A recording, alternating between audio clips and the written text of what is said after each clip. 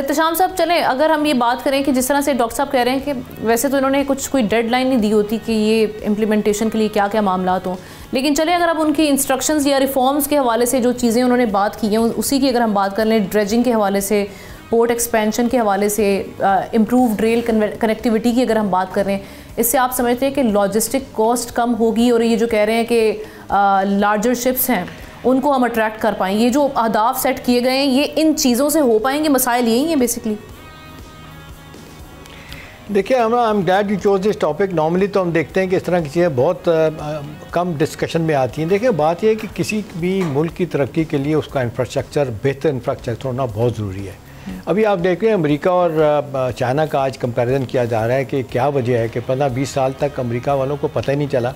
कि चाइना ने कितना चुप करके, खामोशी से छुपा के अपना इंफ्रास्ट्रक्चर इतना डेवलप कर लिया कि आज अमेरिका में ये बहस हो रही है कि हमारा इंफ्रास्ट्रक्चर तो डिके कर गया है, हम तो इकोनॉमिक कंपटीशन में आ ही नहीं सकते और 2050 में शायद हम बिल्कुल पीछे रह जाएंगे और एक दुनिया की वाइड इकोनॉमिक सुपर पावर जो है ना वो बल्कि 2030 के बाद बन जाएगा चाइना, और 2050 में कहा जा रहा है कि एक मिलिट्री पावर ही बन जाएगा बड़ी। देखिए, हमारे कॉन्टेक्स्ट में अभी अगर स्पोर्ट्स का ले लिया जाए तो जिस तरह जिक्र किया गया, डॉक्टर साहब ने भी बात की, आपने अपने इंटरव्यू में बात की, अभी मसला क्या है? देखिए ना, सवाल तो ये ना है कि एक तो कॉस्ट इतनी ज़्यादा है, फिर उसके बाद ये है कि जी क्या वजह है कि हम ये जो दूसरी टाइम का कॉस्ट जो है ना कम नहीं होता है, टाइम वक्त पे वैसल नहीं आती। और दूसरा ये सवाल गवादर से शुरू है हम ना, वहाँ पे ड्रेजिंग इतनी ख़राब हो चुकी है, वहाँ पे कहा जा रहा है पिछले 4 सालों में सिल्ट इतनी ज़्यादा मट्टी भर गई है कि वो बड़े जहाज़ आ ही नहीं सकते वहाँ। और ये कहा गया था कि जी इतनी दुनिया की, एशिया की एक तकरीबन बड़ी बंदरगाहों में से एक है और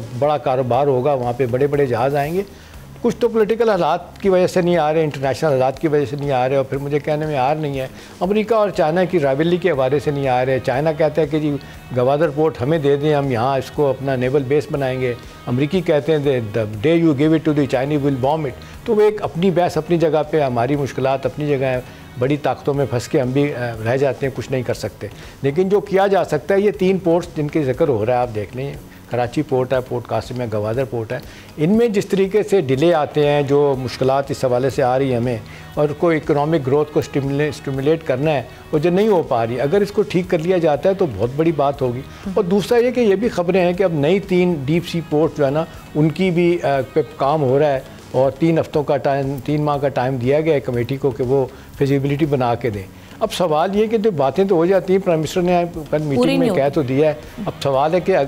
क्या प्राइम मिनिस्टर साहब ये पूछेंगे किसी से महीने बाद, 10 दिन के बाद, 20 दिन के बाद, हाँ जी एक मीटिंग हुई थी, वहाँ फैसला हुआ था कि किस तरीके से हमने इन पोर्ट्स का इंफ्रास्ट्रक्चर बदलना है, इनको वायबल बनाना है, बेहतर तरीके से इनकी सर्विसेज लेनी है, तो फिर पता चलेगा कि हुकूमत का कितना इंटरेस्ट है। और फिर उस दूसरी बात है, हम स्टेटस को के मारे लोग हैं, चाहे सियासत हो चाहे इकोनॉमी। सर, ब्लू इकोनॉमी के हवाले से मुझे याद है पिछले दिसंबर में बात हुई थी, उड़ान पाकिस्तान प्रोग्राम को जब लॉन्च करने जा रहे थे, और अब ये जो दिसंबर आया उस पूरे साल में मैंने और आपने प्रोग्राम्स करके देखे हैं इकोनॉमी पर, उसमें थ्रू आउट उड़ान पाकिस्तान का कभी जिक्र नहीं आया। इस दिसंबर में आके उड़ान पाकिस्तान को कहा गया कि उस पर काम को तेज़ कर दिया जाए। सो यहाँ से हमें इम्प्लीमेंटेशन के मामला तो नज़र आ रहे हैं। सो चले, हमने तो प्रोग्राम करना है, ये जो सारे इश्यूज़ इनको तो डिस्कस करना है, अगर ये हो जाता है तो क्या फ़वाइद है उस पर हम बात करें। जी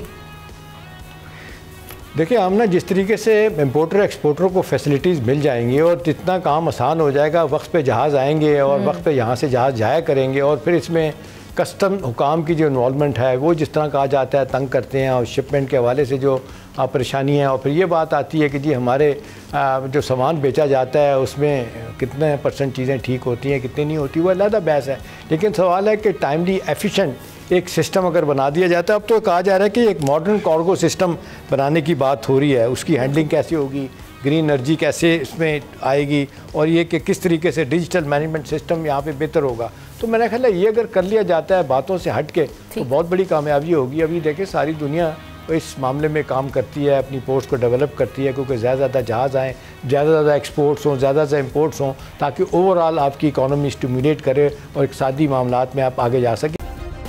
सब्सक्राइब करें और बेल दबाएं ताकि कोई खबर रह न जाए।